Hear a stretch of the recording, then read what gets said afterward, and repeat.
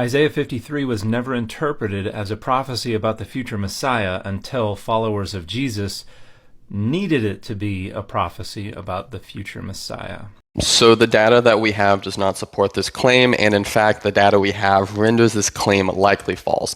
We really don't have many, if any, pre-Christian Jewish commentaries on Isaiah 53. Pretty much all of the works explicating the meaning of Isaiah 53 come after the time of Christ. So for Dan to assert dogmatically and confidently that the pre-Christian interpretation of this text was never messianic is to mislead his audience based on non-existent data. However, when we look at the earliest Jewish commentaries on Isaiah 53, the most common interpretation we see is that Isaiah 52 through 53 is referring to the Messiah. We see this, for instance, in the Targum of Isaiah, along with several other Jewish sources that I will put on screen. And Isaiah 53 is about the suffering servant, and this is a topic that covers several chapters, and the suffering servant is introduced and explicitly identified as the nation of Israel in Isaiah 49. So there are several problems here. First, identification of the suffering servant with the people of Israel.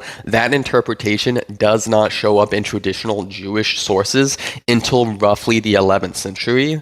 So it's kind of ironic that Dan is accusing Christians of reinterpreting this text when the interpretation he is proposing is most likely a reinterpretation from the original meaning, which is what Christians are saying, and that is, as I noted, supported by the earlier Jewish literature. Before the 11th century, it is most commonly seen as an individual. So let's ask ourselves this.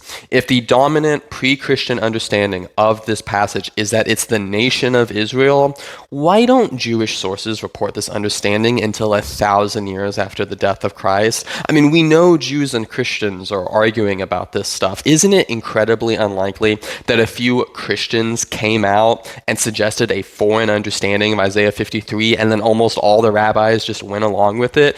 Isn't it way more likely that the early Christian understanding that we see, that's the understanding that the Jews had, and the fact that Christians were using this against them, that was not enough for the rabbis to just abandon this interpretation altogether?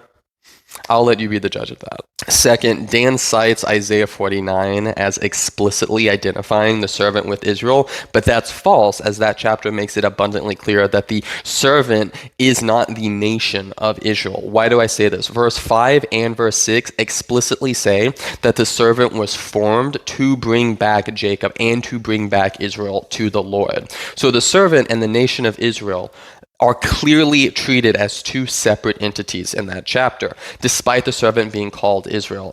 Now, in Isaiah 50, the chapter opens with Israel being accused of being guilty of sins and iniquities, and then the servant explicitly says in verse 5, I was not rebellious. I turned not backward. He says in verse 9, who will declare me guilty? That makes no sense as a reference to the nation of Israel, as the nation of Israel is explicitly condemned in this very chapter. Additionally, there are several reasons why Isaiah 53 cannot possibly be in reference to the nation of Israel. One, the servant is depicted as righteous yet afflicted. This blatantly contradicts the promises in the Torah, which say that if, as a nation, Israel lived righteously before God, they would not be afflicted. They would be blessed. We see that, for instance, in Leviticus 26 and Deuteronomy 28. Two, Isaiah 52:53 says that the servant would be exalted to the point that kings would stand in awe of him and bow down to him.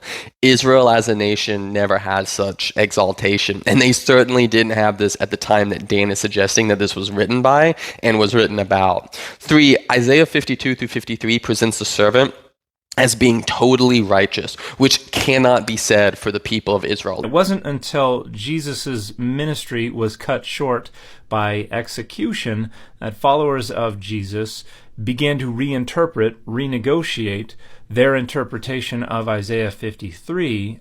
No, the data that we have from Jewish and Christian sources suggests that the dominant understanding of this passage is messianic. It's referring to a specific individual. The Christians saw the fulfillment of this verse in Jesus. Now, Dan has failed to engage with the 1,000 or so years of Jewish interpretation of this text as messianic, as well as failed to engage with what the text actually says. He has instead latched onto to an interpretation that gained prominence in the 11th century and has insinuated that it was those darn Christians who were actually the ones doing the reinterpretation. Dan's actions in this video are examples of why I tell people you cannot trust this guy. You cannot trust the things that come out of his mouth. He's making claims based on non-existent data. He is supporting the reinterpretation.